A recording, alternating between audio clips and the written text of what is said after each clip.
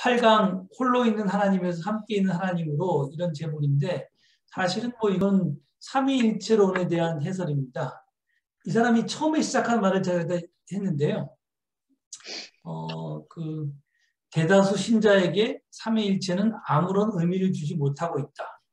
그들에게 삼위일체론은 이상하고 야릇한 이해하기 힘든 교리일 뿐이며 유일하신 신에 대한 이해를 더욱 어렵게 만드는 장애물이다.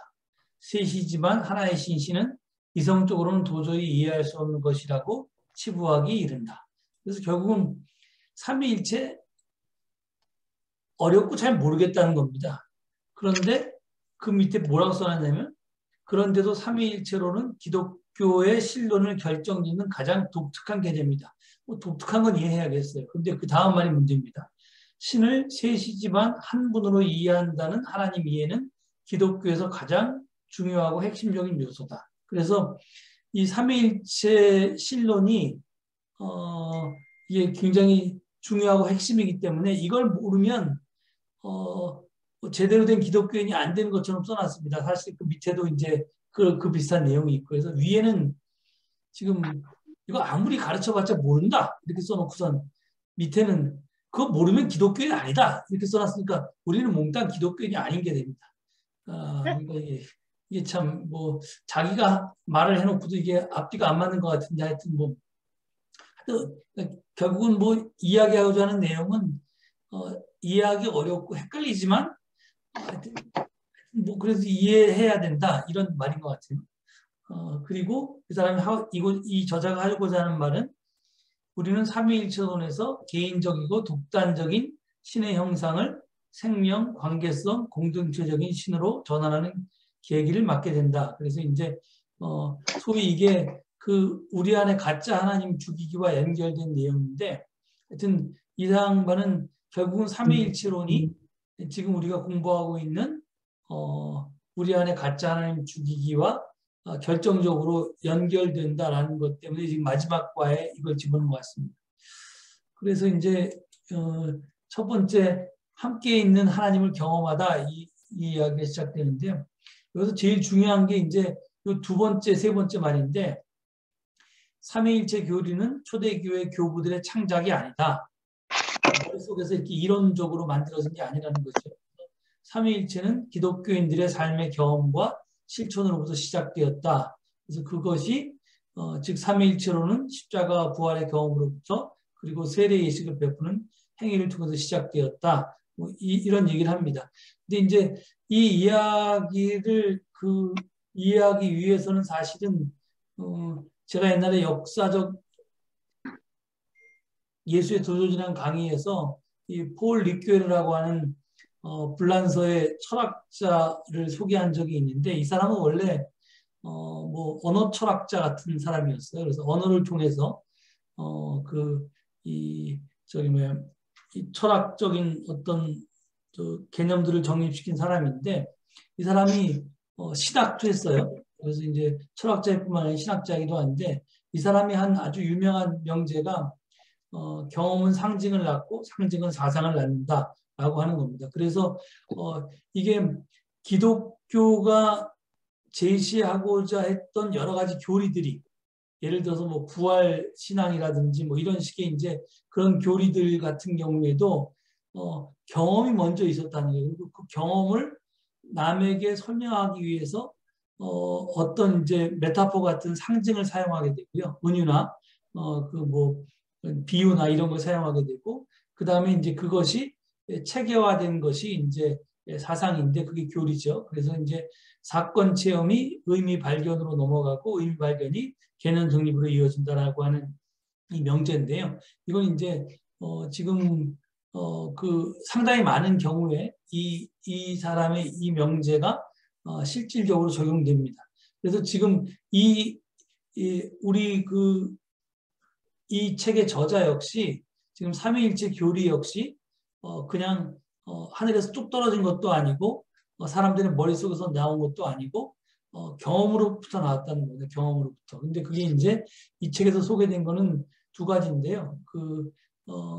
이 십자가와 부활의 경험 그리고 이제 세례의 경험 이렇게 얘기되는데 조금 이따 이제 다시 좀 구조 설명을 드리겠습니다. 그래서 하여튼 이런 경험들을 통해서 체험들을 통해서 기독교인들은 우리가 믿는 신은 도대체 누구인가에 대해서 질문했고 거기에 대한 응답의 결과가 삼위일체 신앙이다 이라는 겁니다. 그래서 그것은 이 세계는 창조주 하나님에게서 비롯되었다는 사실과 창조주 하나님이 예수 안에서 가장 독특한 방법으로 우리와 함께 거하시며 또한 성령을 통하여 우리 삶을 인도하시고 우리에게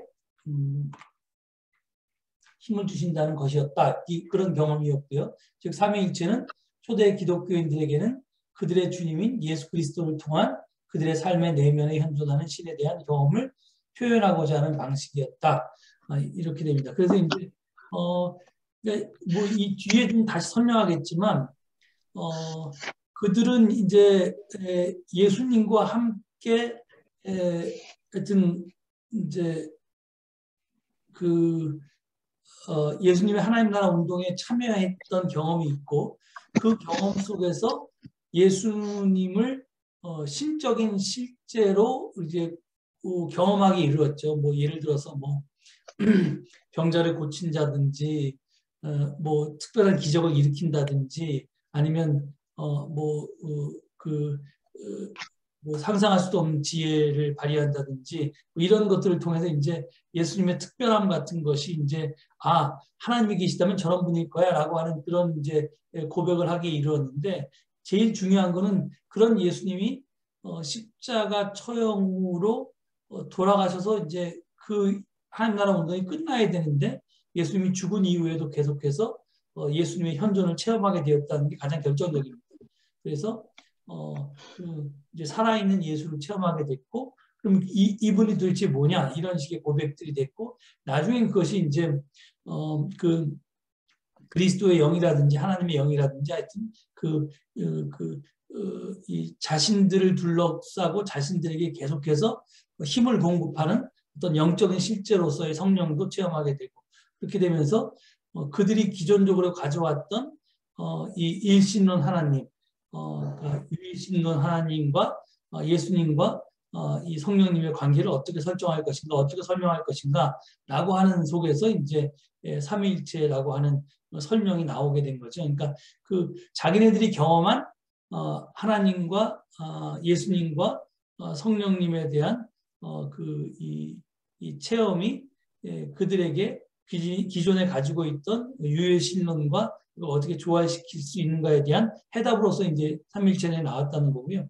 사실 이 삼위일체론 때문에 유대교와 기독교가 이렇게 갈라서게 되는 가장 중요한 그런 이제 이제 이 시발점이 이제 예수를 하나님이라고 신적인 실제로 고백하기 시작하면서 이제 그렇게 된 거죠. 그래서 이제 이 저자가 얘기하는 건 하나님은 우리에게 관심을 두고 계시며 우리 안에 내주하기를 원하고 계신다. 그러니까 우리 안에 거하시기를 원하고 계시는데 삼위일체는 우리를 향한 하나님의 놀라운 은혜를 보여주고 있다. 우리는 삼위일체에서 이 같은 하나님의 우리를 향한 관심이 핵심적인 주제임을 잊어서는 안 될 것이다. 우리 하나님은 자신의 존재를 떠나 아들의 몸으로 육화하셨으며 영원히 우리 안에서 성령으로 우리와 함께 살고 계신다. 이렇게 이제 표현됩니다. 그래서 이제 제가 여러분들 기억하실지 모르겠는데 우리가 그 대림절서부터 시작해서 이 성탄절을 거쳐서 주연절에 이르게 되면 이제 성자 하나님에 대한 이제 기념을 하면서 예배를 드리게 되는 거죠. 그러니까 예수님이 주제입니다. 그리고 나서 이제 이 부활절까지도 이제 성자 하나님에 대한 거고요. 그다음 부활절 지나서 이제 그 오순절이 되면 77이 49에서 50일이 지나면 성령 강림절이 되잖아요. 그럼 이제 그 성부 하나님과 성자 하나님과 성령 하나님을 다 체험해서 그 성령 강림절 다음 주일을 삼위일체 주일로 지켜요. 그게 이제 전통적인 교회가 그렇게 우리가 경험한 하나님과 예수님과 성령님이 결국 셋이면서 하나고 하나면 셋이다. 이래서 이제 매년 그렇게 삼위일체 주일을 지키게 되는데 그렇게 지킬 때 제가 그래서 삼위일체주의 설교를 몇 번 했는데 그때 했던 이야기하고 비슷한 얘기를 하는 겁니다. 그러니까 여기서 보면 우리는 삼위일체에서 이 같은 하나님의 우리를 향한 관심이 핵심적인 주제임을 잊어서는 안 될 것이다. 이 말이 결국 이제 초대 교인들이 하나님께서 우리에게 다가오시는데 어떤 모습으로 다가오시냐? 어떨 때는 아버지의 모습으로, 어떨 때는 성자 예수님의 모습으로, 어떨 때는 어머니 같은 또는 이제 영으로서의 성령님의 모습으로 우리에게 다가와서 늘 우리와 가까이 하시고 우리와 교통하시고 소통하시는 그게 이제 삼위일체론이 그 자기네들이 체험한 하나님을 고백하는 어떤 가장 중요한 핵심이거든요. 그러니까 이제 그것이 뭐 셋이면서 하나고 하나면 셋이다라고 하는 이런 복잡한 이야기가 아니라 하나님이 인간을 향해서 언제나 다가오신다는데 핵심적인 초점이 있다는 것을 잊어서는 안 된다는 말을 이 사람도 하는 겁니다. 그리고 이제 제가 아까 했던 것처럼 이게 이제 초대교회의 경험인 제가 파란 것을 썼는데요. 십자가 처형에도 불구하고 예수는 그를 따르던 사람들 가운데 살았고 현존했고 계속해서 그들에게 힘을 불어넣어 하나님 나라를 위한 일을 할 수 있도록 했다. 그것은 신비였고 기적이었다. 다시 말하면 예수의 제자들은 예수가 죽은 이후에도 계속해서 그를 살아있는 실제로 체험했다. 바로 이 체험 때문에 저들은 예수가 여전히 이곳에 계시지만 완전히 다른 방식으로 계신다고 말했습니다. 이게 이제 부활 체험인데요. 이것에서 나온 것이 이 예수를 그럼 어떻게 고백해야 되느냐라고 하는 것이 이제 그리고 이제 나중에 또 영으로 계신 예수님을 어떤 식으로 고백해야 하는 거에서 이제 나중에 이 삼위일체론으로 정립이 되는데 그래서 이제 정립된 게 요 빨간 글씨로 쓴 겁니다. 우리와 함께 하시는 하나님 임마누엘은 아들 하나님이시다. 우리 안에 내재하시는 하나님은 성령님이시다. 모든 존재 위에 계신 하나님은 아버지, 어머니 하나님이시다. 그래서 성부와 성자와 성령 하나님에 대해서 이런 식으로 정리를 했다는 거죠. 그리고 이제 알쏭달쏭한 이야기가 두 번째 주제인 삼위일체의 흔적들에서 나타납니다. 저기 쓰여져 있습니다. 여기 이게 이 사람이 얘기하고 싶은 건 뭐냐면 삼위일체가 하나님이 자신을 계시하는 방법이라면 우리는 그 흔적들을 기독교뿐만이 아니라 다양한 다른 종교와 인간의 다양한 경험 안에서도 발견할 수 있을 것이다 라고 하는 전제를 가지고 그런 흔적들을 이제 소개하는 겁니다. 뭐 읽어봤는데 그게 도대체 저로서는 그게 무슨 어떻게 정확하게 흔적이라는 건지에 대해서 죄송합니다. 이해하기가 쉽진 않습니다. 그런 것들이 있고요. 그다음에 세 번째 삼위일체 형상들이라고 하는 부분에서는 이게 이제 알쏭달쏭하니까 삼위일체라고 하는 게 처음에 경험으로부터 그 경험을 상징으로 표시하고 이것이 나중에 교리로 체계화됐는데 나중에 교리로 체계화된 다음에 이제 거꾸로 이제 이 경험과 첫 경험에서부터 이제 멀어지고 교리를 먼저 접한 사람들이기 때문에 그 교회는 삼위일체 안에서 나타나는 삼위의 관계를 표현하기 위한 여러 가지 표상들 그러니까 언어와 상징들을 제시해 왔습니다. 그래서 그런 것들이 이제 쭉 몇 개 소개되어 있죠. 교회사에 나타난. 그런데 뭐 그런 것들이 장님 코끼리 만지는 식으로 하나님의 부분만을 우리가 체험하고 고백할 뿐이지 전체를 다 담아낼 수 없기 때문에 이런 언어와 상징들이 오히려 삼위일체 하나님을 우리가 이제 체험하게 하는데 방해 요소가 될 수도 있다는 것을 이 사람이 이야기합니다. 그래서 거기도 뭐 여러 가지 것들이 있는데 그것도 읽어봐도 그게 무슨 말인지 알쏭달쏭한 이야기들이 쭉 전개되어 있습니다. 그런데 하여튼 이 과에서 저자가 주장하고자 하는 바에 뭐 2번, 3번은 완전히 빼버려도 전혀 뭐 논리의 전개에 있어서 문제가 안 되기 때문에 제가 그거다 자세히 소개하지 않았습니다. 네 번째, 삼위일체 생각하기인데요. 이게 이제 아까 그 삼위일체의 본질에 대해서 설명한 부분을 좀 이제 보충적으로 하는 건데 하나님은 존재 그 자체로 살아계신 분으로 늘 관계성 속에서 존재하신다. 그러므로 홀로 계신 하나님이 아니시다. 살아있는 존재로서 하나님은 다른 존재와 언제나 사랑의 관계 안에 살아계신다. 하나님 안에서 타자의 존재가 가능해진다. 이렇게 표현하는데 이게 이제 무슨 말이냐면 하나님께서 소위 그 인카네이션 이 성육신을 통해서 그러니까 우리 가운데 거하시게 된 그 사건 자체가 사실은 하나님과 인간을 그러니까 이미 만나고 또 인간과 관계하고 싶은 하나님의 사랑의 표현이라는 거죠. 그래서 이 관계성이라고 하는 것, 그리고 사랑이라고 하는 걸 빼면 이제 이 하나님을 설명할 수 없다는 겁니다. 그렇기 때문에 이 삼위일체에 대한 것이 거기에서 출발한다라고 하는 걸 이야기하는 거고요.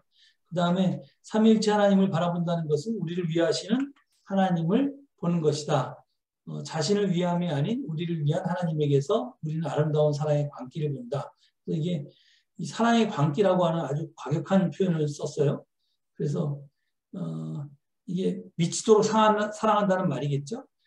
당신이 기꺼이 그 신의 자리를 포기하고 인간과 관계 맺기 위해서 인간의 자리로 내려오신 하나님의 사랑을 이렇게 아름다운 사랑의 광기라는 말로 이제 표현합니다.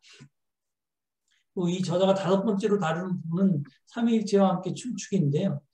이게 이제 하나님이 세 분이시면 우리가 도대체 기도를 누구한테 하느냐, 성부한테 하느냐, 성자한테 하느냐, 성령한테 하느냐, 뭐 이런 이제 실천적인 문제에 대해서 질문합니다. 그러니까 이 앞이 이론적인 이야기를 했다면 이제부터 이제 삼위일체 신앙을 살아가는 실천적인 문제에 대한 문제 제기를 하는데요.